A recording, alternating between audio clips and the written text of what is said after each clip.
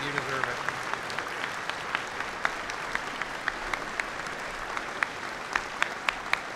Thank you.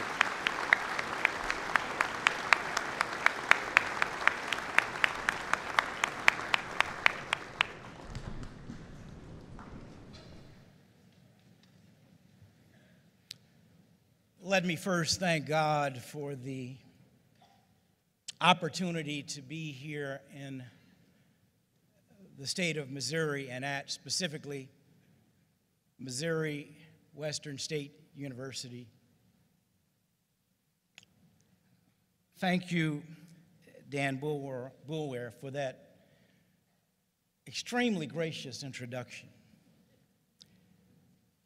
I hope I can live up to those things someday. To Dr. Vardabedian and Mrs. Vardabedian, to the board of, I would say normally directors, but I think it's, is it trustees or? Board of Governors, the chair and the Board of Governors, to each and every faculty and staff member, and perhaps most of all to you, the students of this university and students who are in high school and maybe in middle school from around this great state. And I guess finally I need to say something about Jerry Pickman. Not because he's who he is, but really because he's who he is. And he has been extraordinarily kind to us. His hospitality has been tremendous. And once he met us at the airport, brought us into St. Joseph's and took us to get something to eat when we arrived, and then to the hotel. And just the conversation, the conversations that we've been able to have with him have been incredible. He's a jewel of a man. So thank you, Jerry, for.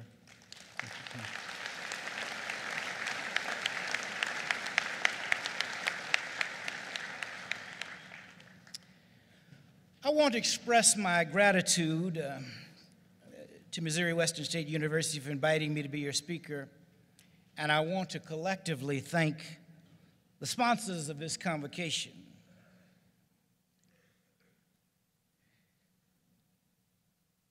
And I want to thank really each of you just for deciding to be here today. Every last one of us make decisions in our lives. And you could have decided to be somewhere else, but you've chosen to be here. And I certainly thank you for choosing to be here this morning. I want to also say to the parents of students, to the religious leaders specifically of this community. I believe that religious leaders have a unique and special calling, particularly in these difficult times in our nation. As has been stated, my great-grandfather was a preacher, my grandfather was a preacher, my father and his brother were preachers, my sister is a preacher, my cousins are preachers. I'm not a preacher. But I understand ministry. And in a real sense, all of us can choose and have our own ministries in our lives. Because ministry is basically being of service.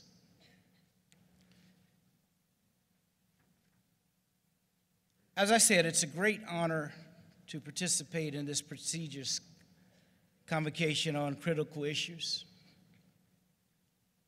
And you already know my topic for the forum is embracing the ideals of freedom, justice, and equality.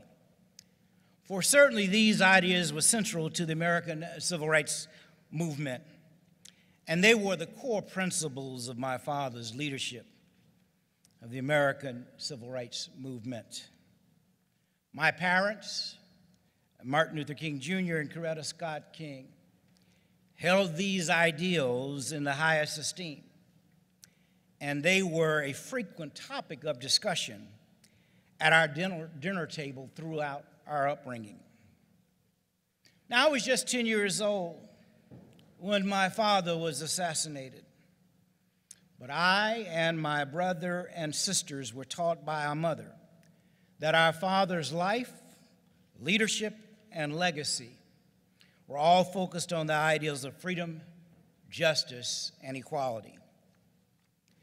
We were made to understand that he believed strongly that these ideals were worth living for and dying for. You could say that freedom, justice, and equality provided a kind of litmus test for our family discussions of the issues of the day, and a yardstick for evaluating ideals for social reform.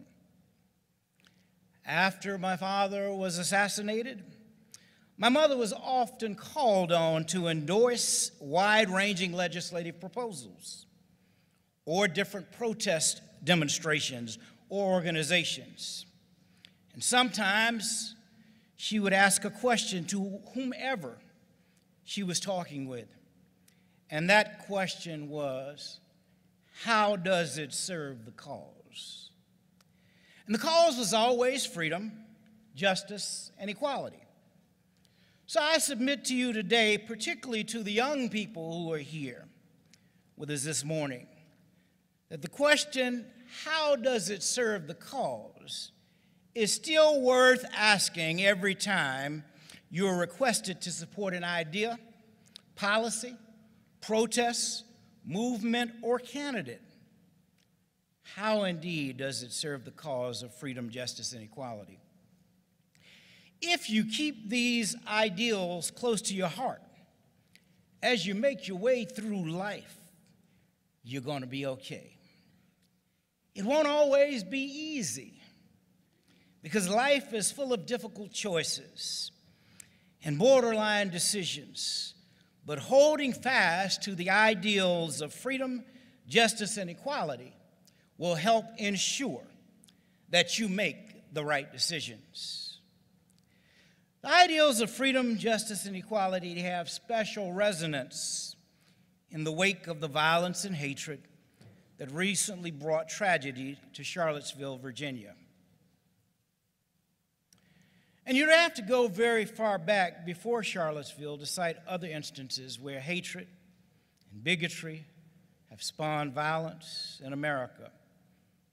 In recent years, we've seen hate-driven violence erupt in cities as diverse as Charleston, South Carolina, Portland, Oregon, Boston, Massachusetts, Chattanooga, Tennessee, San Bernardino, California, Orlando, Florida, and some would say even Ferguson here in this state, and too many others to really keep naming. And yet I believe that the overwhelming majority of Americans really do embrace the ideals of freedom, justice, and equality. The number of Americans who commit hate-motivated violence is very small in comparison. Sometimes they get a lot more media coverage, certainly more than they deserve, which amplifies their effect.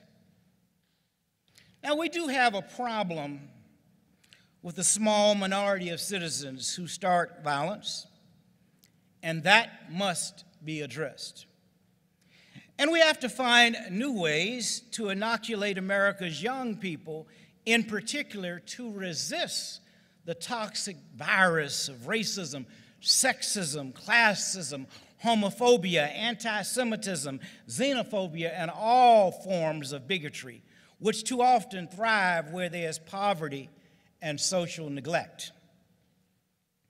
Civics or citizenship courses, which teach the mechanics of government, are not enough.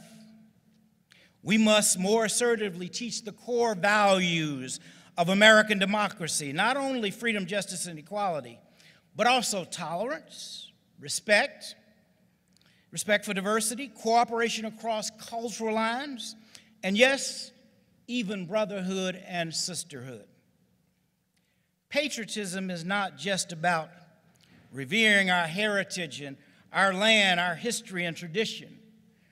Real patriotism is about love for the people of all races who make America great.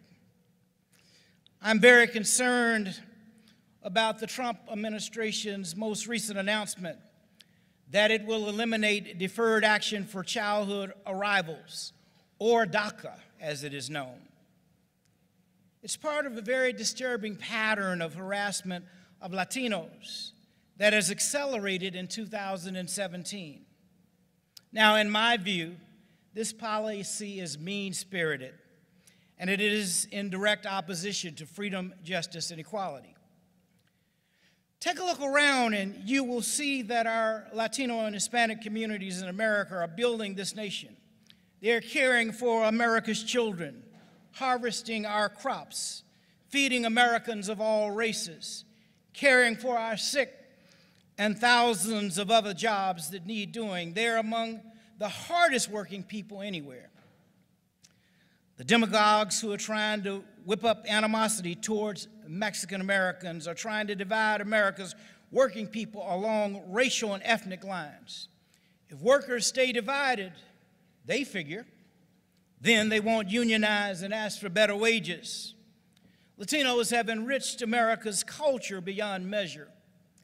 They deserve to be welcomed and respected and treated fairly, not scapegoated or penalized.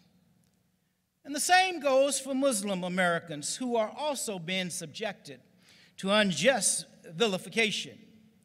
The great majority of Muslim Americans are hard-working, law-abiding citizens who pay their taxes and strive to be good citizens. The demagogues who try to demonize people because of race or ethnicity or religion have no interest in freedom, no interest in justice, or no interest in equality. Instead, they want to distract working people from unifying across racial, ethnic, and religious lines. These demagogues are all about distraction and exploitation, and they use one to achieve the other. Now, it is up to us to resist them, but it's critical to resist nonviolently. When haters march and demonstrate, it's important for counter-protesters to observe nonviolent discipline. The haters and exploiters want counter-demonstrators to get suckered into practicing violence so they, too, can be demonized and discredited. Don't fall for it. Make a firm, unshakable commitment to nonviolence. That's the only way to earn and keep the respect and support of the community. The moment an individual commits violence, even for a good cause, that person's credibility is shrouded. The quickest way to surrender your personal dignity and credibility is to engage in violence. Please don't go there, especially if you want to be a credible advocate for freedom, justice, and equality. Nonviolence was the key to all of the victories of the American civil rights movement. Everything that my father and his team achieved as a civil rights leader, he credited to the unique power of nonviolence. In less than 13 years, the nonviolent civil rights movement won landmark reforms, including the Civil Rights Act of 1964, the Voting Rights Act of 1965, fair housing legislation of 1968. These are victories that previous centuries had failed to win. What is amazing as we look back on this period of history is the nonviolent discipline the movement embraced.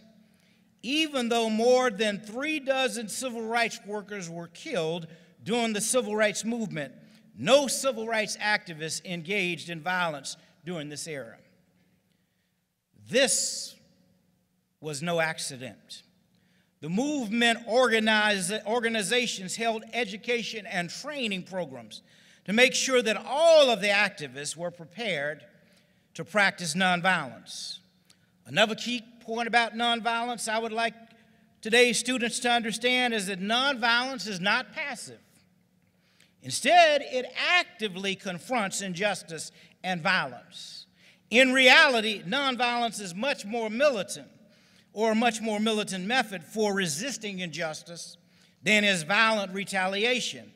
And it requires more courage, self-discipline, and dedication than simply venting anger and succumbing to violence.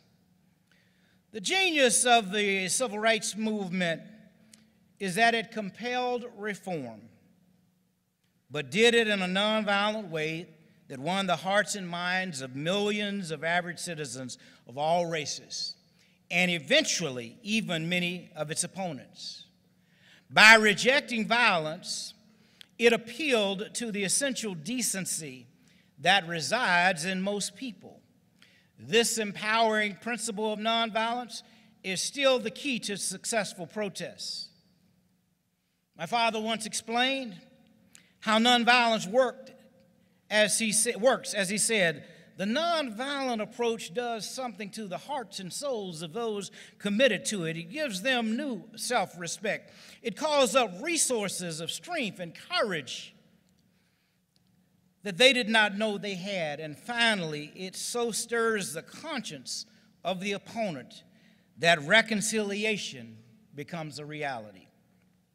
I would encourage young people everywhere to study the history of nonviolence, to make a commitment to nonviolence, make it a cornerstone principle of your life, and then get engaged in organized nonviolent action for a better world.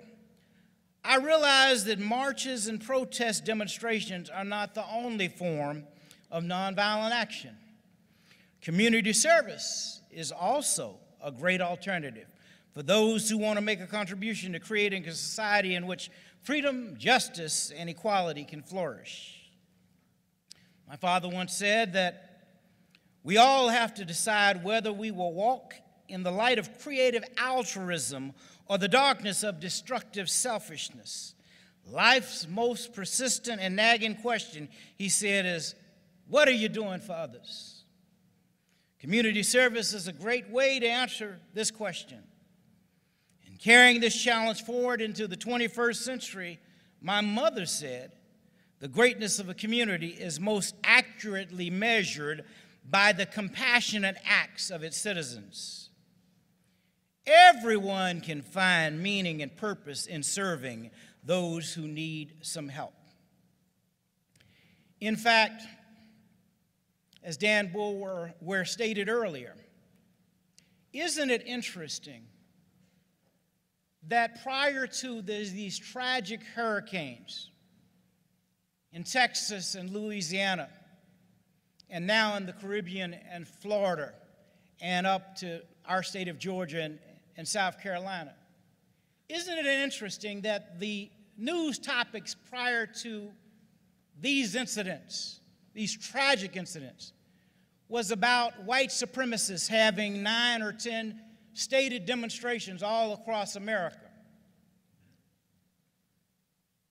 A human catastrophe has come along and changed the entire conversation, because the human spirit has a desire to make a difference and help.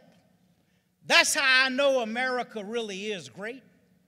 It's not because we're trying to become great. America and Americans are already great, but we don't always exhibit that behavior. But when we do exhibit it, it often is in serious crisis. When there's a tsunami, or when there's a hurricane or tornado, or when there are fires, or when there are earthquakes, what do Americans do? We just show up. Those of us who have resources, we just send our resources. We're not looking to be acknowledged. We just want to help make a difference in the lives of those who are struggling. We don't ask when we go help, are you Democrat, Republican, or Independent? We don't ask if you're Christian, Muslim, Jewish, or Hindu, or Buddhist, or atheist, or agnostic. It does not matter. We are there to help. That's the best of what America is. And that's the behavior that we need to exhibit more often.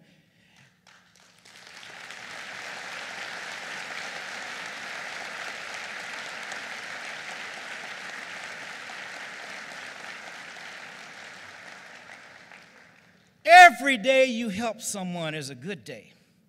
Every good deed has positive echoes and adds a little more hope to the world. And on those rare days when something you did made a lasting difference for the betterment in the life of somebody who was in trouble, well, that's a great day. Each and every one of us should strive to create the kind of life that has many great days. Now, at this point, I want to shift a little bit and say a few words about another form of violence that we must address if we want to create a society where freedom and justice and equality can thrive. And that is some of the violence that we've seen in law enforcement. Almost weekly, we see news reports and Facebook videos of police abusing unarmed citizens with grossly excessive and sometimes murderous force.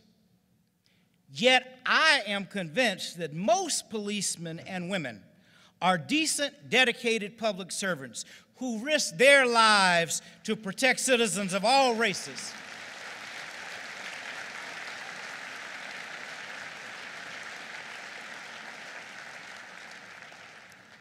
But sadly, there are too many exceptions.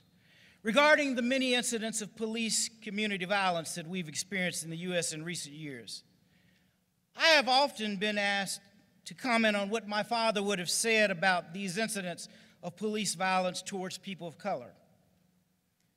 Well, he struggled himself with police violence in his own times, and I doubt that he would have been surprised that more than half a century later, it's still a major problem.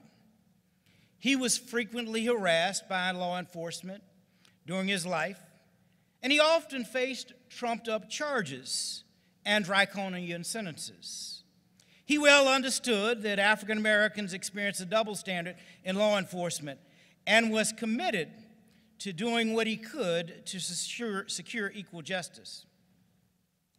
That's not to say, however, that white people don't experience abusive law enforcement from time to time. They do, and especially poor whites. And there are plenty of cases documenting that reality. But arrest rates and sentencing disparities also prove beyond any reasonable doubt that African American citizens in the U.S. still experience discrimination in law enforcement. The late, great Richard Pryor, comedian, used to say, when you go down to the courthouse looking for justice, all you'll find is just us. That's not really funny, but it is funny. When you think about the fact that black people make up 13% of the population, but 40, 50, and 60% of the jail population, there's something wrong there that we've got to address as a society. We've got to change that. That's not right.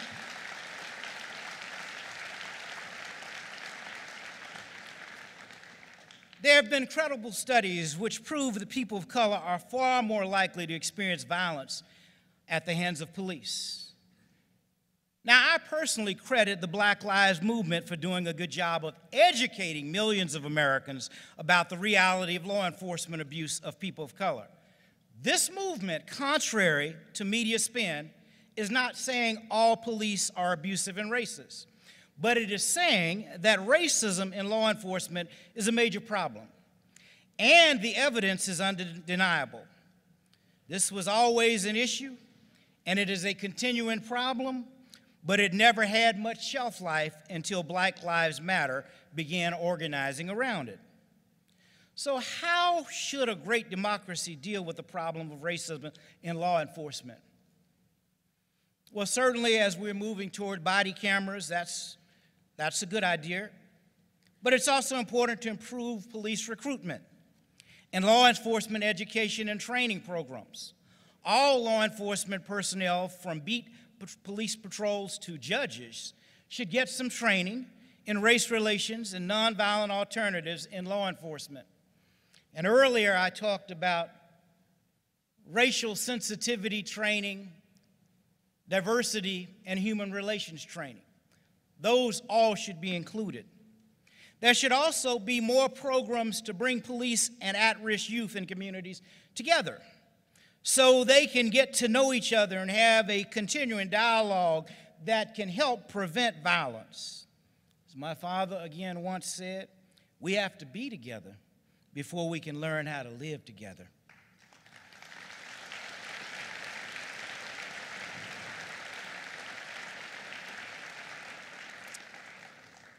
I would like to see more citizen police community review boards in every city. Some cities and towns that have established citizen review boards have experienced impressive improvements in their police community relations. Such boards can help by alerting law enforcement to community perspectives on how police are perceived. We need more citizen-driven programs in general to build bridges of greater understanding, cooperation, and goodwill between people of different races, cultures, and even nations. Government can support programs, but citizens have to take the initiative.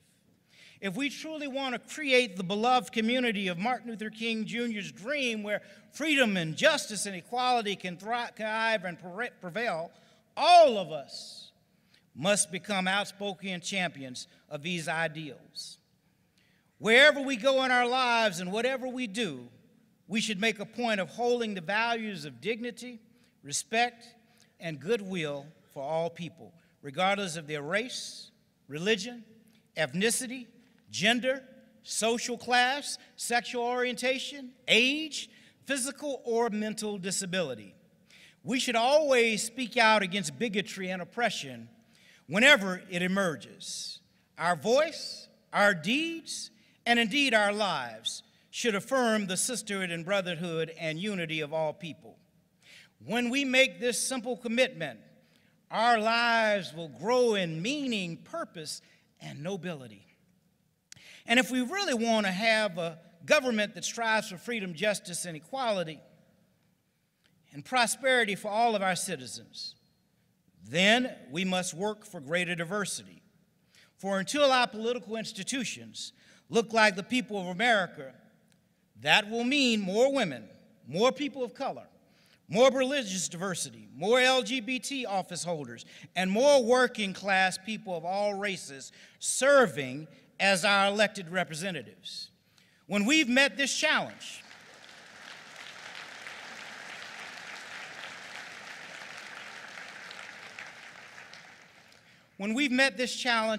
I believe we will begin to see more effective federal, state, and local governments that serve the people. We urgently need more women in our political institutions. At present, women are only 20% of the United States Senate, 19.3% of the House of Representatives, 12% of governors, 24.5% of state legislators, and 19% of the mayors of America's 100 largest cities. What's wrong with this picture?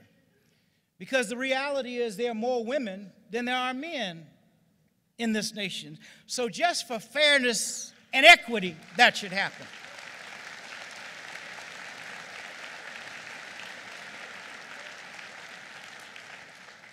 Clearly, the political parties, as well as voters, must do a better job of identifying, recruiting, and training women candidates for office in our local, state, and national legislatures. If we really want to have governments that strive for peace and prosperity for all of our citizens, then we must work for greater diversity until our political institutions reflect the real diversity of the people.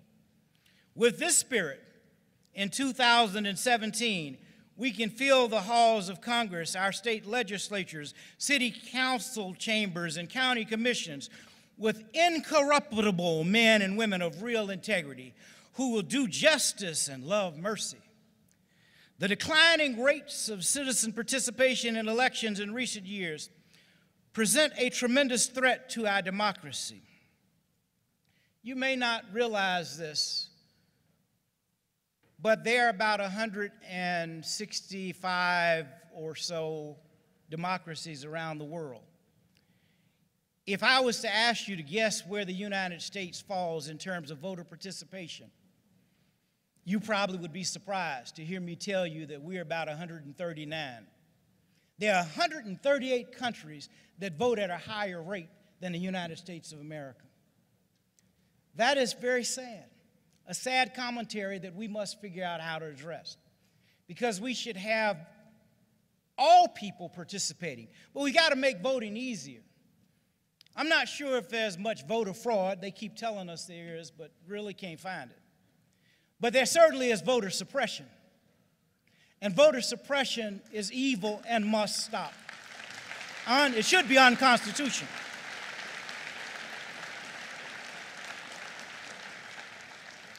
Like Senator Elizabeth Warren has said, if you don't have a seat at the table, you're probably on the menu.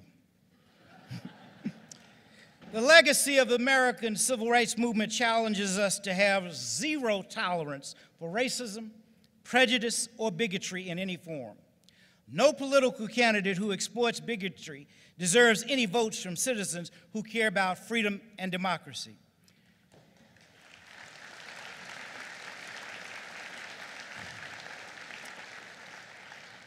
In 2017, 2018, 2019, in 2020 and beyond, let's make sure we elect those who believe in freedom, justice, and equality, and because that's what a great democracy must be all about.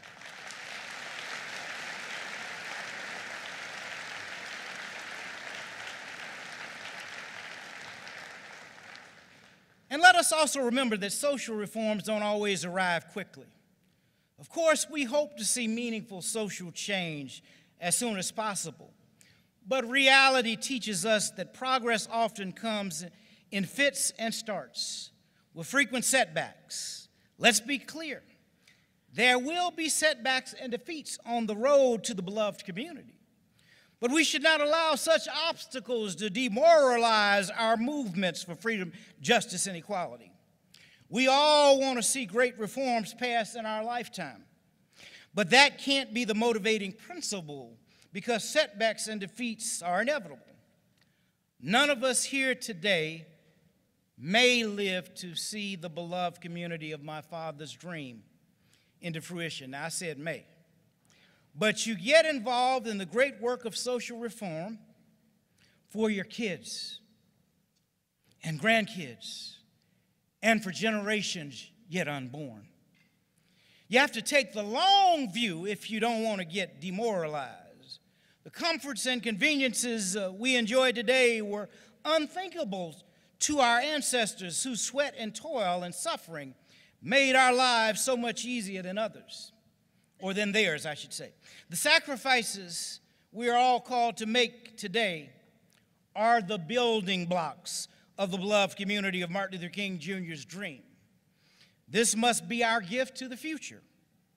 What is important for all protest movements is unflagging determination and a refusal to be intimidated or otherwise distracted by temporary defeats. Real social change commitment means you are in it for the long haul. The cause becomes part of your heart and soul and spirit, and you're not going to be turned around. Therefore, no quitters need to apply. And so we need to create a critical mass of active visionaries. We need people of all races, religions, and cultural groups who believe that the dream of Martin Luther King Jr. is achievable and who are also ready to work to make it a reality. My father and my mother did not live to see the election of our first African-American president, but their efforts paved the way so that their granddaughter, my daughter Yolanda Renee King, could know that yes, a black person can get to be elected to the highest office in this great democracy.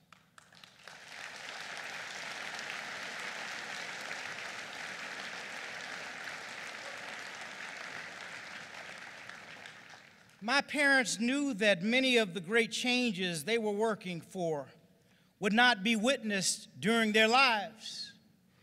But they kept on working with faith and commitment in service to future generations. That's what great leadership is all about.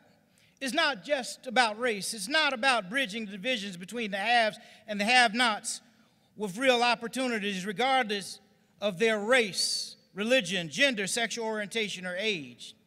It's about creating more of that precious commodity that we call hope, real hope for the disadvantaged and marginalized.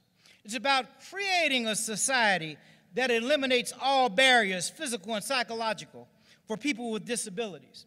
It's about reaching out not just to punish those who've been convicted of crimes, but also to rehabilitate them and make them productive citizens who can make a contribution to our society. These, yes, are lofty goals to be sure, but none of them are beyond the reach of the world's greatest democracy. If we will make the commitment to reorder our priorities to serve human needs, we can turn this beautiful vision of hope and opportunity into a reality. We can create the kind of society that nurtures the bodies, minds, and spirits of all of our people. And as we strive to build new bridges of hope and opportunity over the chasms and boundaries that divide our country, let us dare to dream of a luminous new era of greater understanding and goodwill. Like Martin Luther King Jr., let us dream of a new day of hope and healing when Americans of different races, religions, and cultures break bread together at the table of brotherhood and sisterhood. Let us dare to dream of an America where no child of any race or nation goes to bed hungry at night, a country where every family has decent shelter, employment for their breadwinners, and educational opportunities for its young people. Let us dare to dream about a new era when all of our citizens, no exceptions, have genuine health security, and no American need fear losing their home or their retirement savings as a result of an illness. And let us dare to dream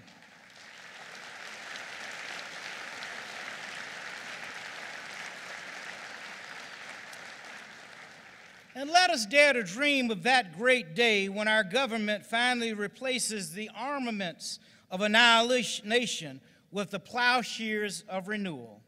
Let us embrace this challenge of freedom, justice, and equality with all of the courage, determination, and creativity that benefits the people of the world's greatest democracy. In answering this call, we will light the way forward to the dawning of a new day, when the morning stars will sing together and the children of God will shout for joy. As I close, I want to leave you with a couple of quick stories and quotes. Because, as I said, I was 10 years old when my father was killed. I had an opportunity to travel with him some and to see him engaged in the work that he did. And he used to tell us that everybody can be great because everybody can serve. He used to tell us that in life you must find out what your calling is, and when you identify that calling, you must do your job so well that the living, the dead, or the unborn could do it no better. He went on to say, even in life, if it falls your lot to be a street sweeper, go on and sweep streets like Michelangelo carved marble. Sweep streets like Beethoven composed music. Sweep streets like Shakespeare wrote poetry. Sweep streets like Raphael painted pictures. Sweep streets so well that all the host of the heavens and earth would have to pause and say, here lived a great street sweeper that did his job well.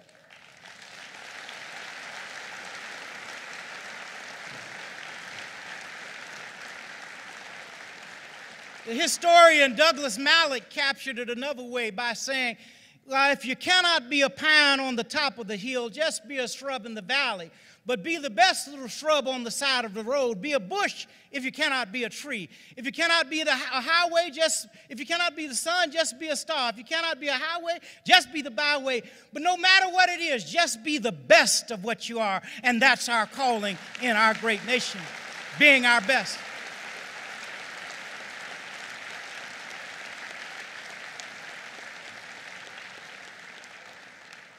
In times of difficulty, and every day we have to make decisions. And probably my favorite quote of my father's is the one where he said,